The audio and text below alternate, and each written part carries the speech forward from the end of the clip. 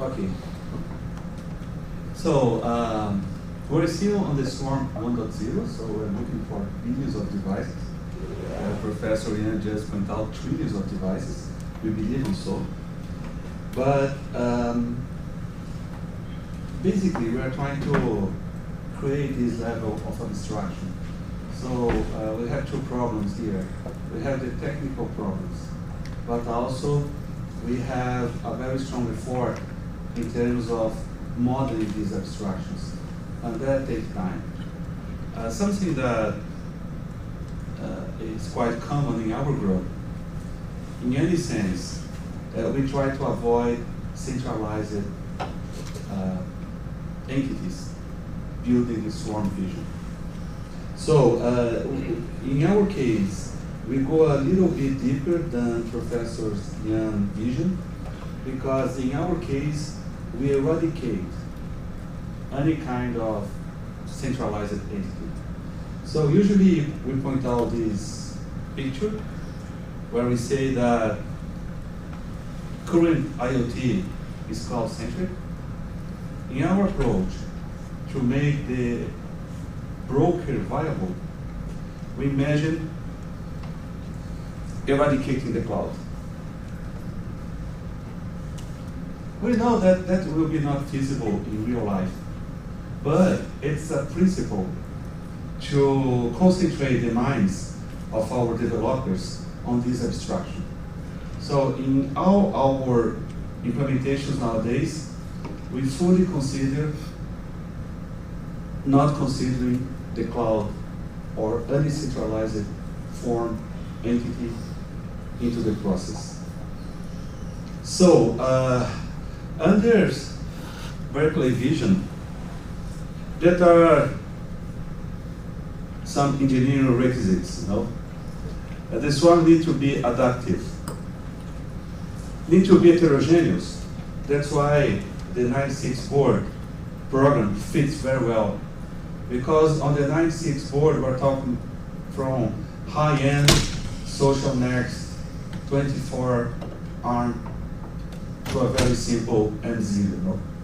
So when we talk about the swarm, we want to have these implementations working in all these devices, wherever it is the operating system, wherever is the amount of memory, wherever is the networking and everything else.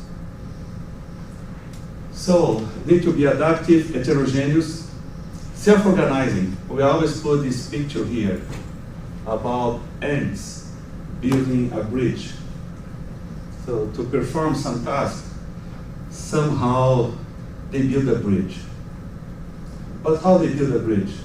Because in the insect world, they doesn't have an insect boss. They doesn't have a manager. So they self-organize themselves with our hierarchy to build a bridge. So finally, looking for nature, we are trying to design a bio-inspired operating system where we try to understand from where this kind of intelligence observed in insects arose. Because think a little bit about it. Everything that we build is human-centric. So we always imagine a boss, a general, a manager. But in the swarm, we need to avoid these concepts. So the question is, how organically these devices can organize themselves? We have some examples. For example, a blockchain. Blockchain is a kind of self-organized entity. There is not a manager controlling the blockchain. So that's the kind of abstraction that we're looking for. So we spent almost 1.5 years organizing the structure of what we call the swarmlet. So the swarmlet is not a real operating system. At this moment, it's a middleware. But it's a middleware that sometimes we call also the broker. that embedded on a computing device, like a 96 board, it will become a swarm insect. So that's the plan. And the broker is basically a communication mediator for heterogeneous devices to create these adaptive, bio-inspired, organic networks. So that are what we call the platform services for the broker. So we need to have discovery, registry, access control, binding, policy management, contracting services, optimization services, accounting, and mediation. At this moment in our group, we are only 5 people, and it's a huge amount of work to be done. So I will tell a little bit our recent advances. We choose a very interesting language to program the broker. It is the Elixir. Anyone heard about the Elixir? It's an open source language and has better performance than Java.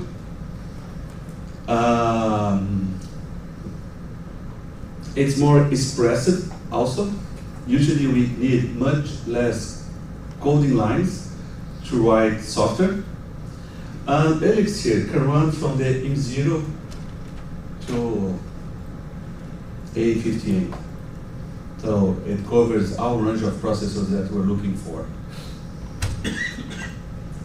So we're implementing an architecture to do semantic discovery. So yes, the devices, they need to know a little bit about themselves. For example, what we know is from nature, an ant knows that he's an ant. The ant knows where it is and what is her purpose. So that is the idea behind the semantic discovery. We are also implementing what we call an attribute-based access control. So we need to mediate the security. We need to guarantee privacy and ownership.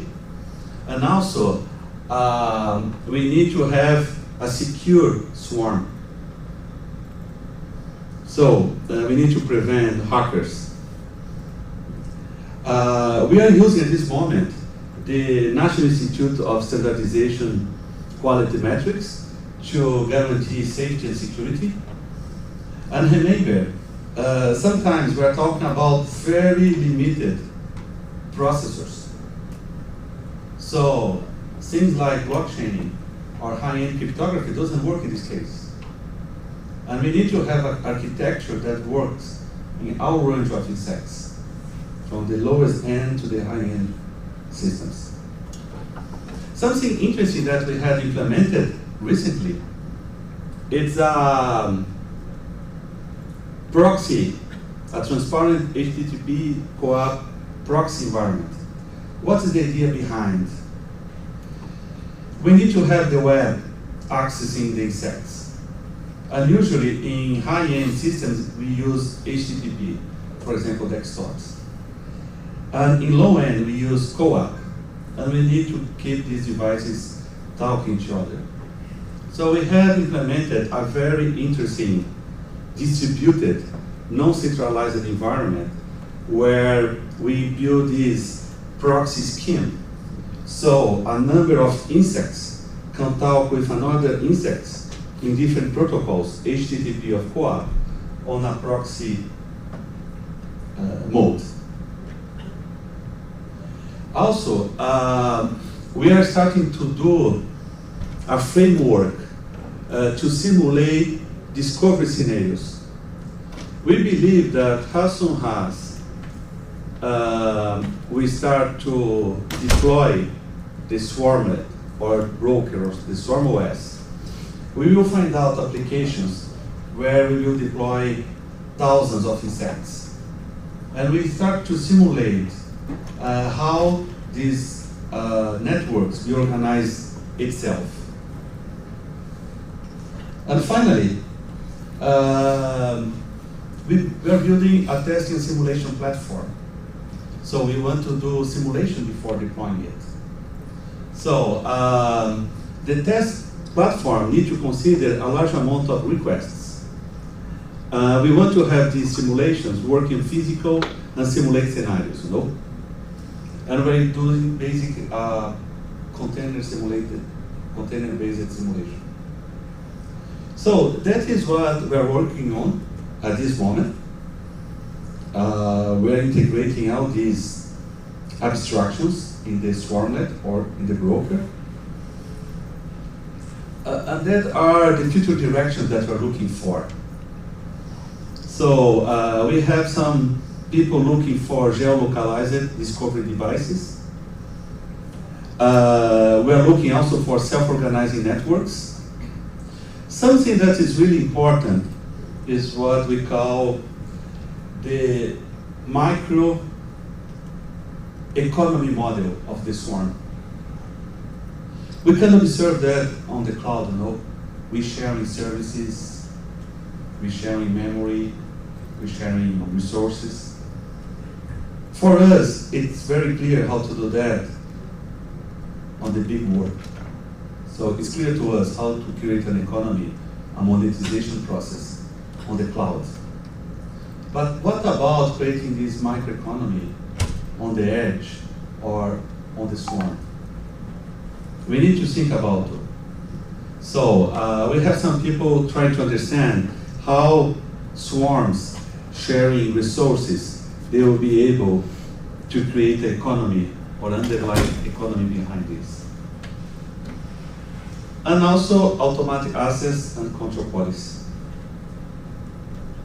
So that is what I have to present now, and I hope maybe in the next Connect bring some cool demonstrations to you. Thank you.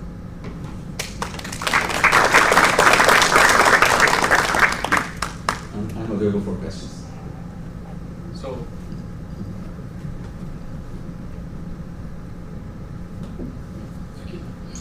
so you said it's decentralized and there's no central manager, but one thing that's happening a lot with all the sensors is their volume of data is too high for them to process locally. So with machine learning and audio and video sensors, you need another entity that has enough compute and RAM to actually process that. How do you see that fitting into the decentralized model? That's an excellent question. For example, to answer this question, I spent almost 1 year in my mind to resolve that. The swarms are heterogeneous. That means that we'll have very low-end devices and mid-end devices. You see Social Next. That's super powerful 24-core ARM processor. We're also working with NVIDIA, and NVIDIA just released SoC with 256 GPUs. So it's a very small, smart card size board, like the 96 board, delivering 1 teraflop. So what we do believe in this model, fully decentralized environment, we will have insects with higher processing capacity and insects with very low processing. And somehow the swarm will need to fit these models with our centralized entity. So that's the vision. But as Professor Yan posed in his lecture, when we talk about swarms as a vision, for every question that we do, there are many others associated to it. Your question is still, let's say, open, but I will not say that is widely open, because if you believe that very soon we will have 96 boards reaching teraflop performance on a very small form factor, let's say that you have 1,000 insects delivering 1 teraflop. You have 1 gigaflop. So that would be the performance enough to perform this kind of pattern analysis, artificial intelligence, this kind of things. And we see that in nature, no? We see that as humans, collectively working together. So the question is how to find out abstraction models to support this vision on a non-centralized approach. It's a very intriguing question. So yeah, the good questions are the ones that open more questions that they answer. So yeah, I think that the whole point there is the transaction model, right? Because it will have randomly located more powerful nodes that will do local processing, but they're not going to communicate with other local in other areas. So it's like Bitcoin, right? You can do local transactions, but because they have some kind of synchronization, you then can have a global state, even though things happening locally. So if you have a different data model, a data that is processed pipeline through local nodes, and that only the result of that processing is going to be pipelined at a higher level into higher nodes and so on, you can do a lot of compute at the edge without spending, because what you said, well, you need a lot of memory bandwidth, you need a lot of CPU power. What you do, if you have to move all the data in, process, and then move all the data out, which is the current model, which doesn't work, doesn't scale. But if you have the processing happening at the edge, at a non-local, think of NUMA, right? You have different memory pattern access, and the program has to understand that piece of memory will have additional costs of moving back and forth. So if you then have a memory model that doesn't need to be all in one place, it's like big data. You have different servers, and you don't do a global sort. You do multiple local sorts, and then you just fudge that to make it work at a higher level. So you just need to change how you think about data. Another way to can add that, just another example of human brain. I mean, it's completely decentralized processing. So there's no one central processor really with a big chunk of RAM that's feeding from all of the sensors. All the neurons have some local molecules. It's a merge. Some memory, and then there's a distributed memory, distributed processing. Sure, certain areas begin to centralize, begin to specialize after a while. It's really decentralized intelligence. So this example of the HTTP coap proxy for resource-constrained devices could be a way to implement this vision of offering distributed processing on an organic network. So in this case, we have this device here that only talks HTTP, and this one only talks coap, and then the proxy environment offers this service. And when a mediator start to do that, we start to imagine an economy, because basically they are sharing resources in the edge. At this moment, all business models works very well and fits well to the cloud. It makes sense to us. Big corporations are making money with that. Oracle, IBM, Citrix. So the question is how, in this process of sharing resources in the edge on an unbalanced and heterogeneous way for performing IA to deal with the massive amount of sensing data that is being transmitted everywhere, the proxy could be a way. But another thing that is a full advantage, working this level, latencies are really, really, really low. So it's a trade-off, because it doesn't need to communicate anymore with a huge cloud stack, for example, the mayor of São Paulo, my city that is very crowded, worse than here in San Francisco in terms of traffic, approached us. He saw a note in our science letters in São Paulo funding agents. He had an idea.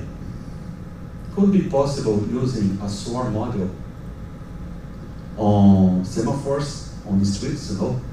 Could the semaphores on a heavy traffic environment behave like a swarm, self-organize themselves to offer a better traffic flow?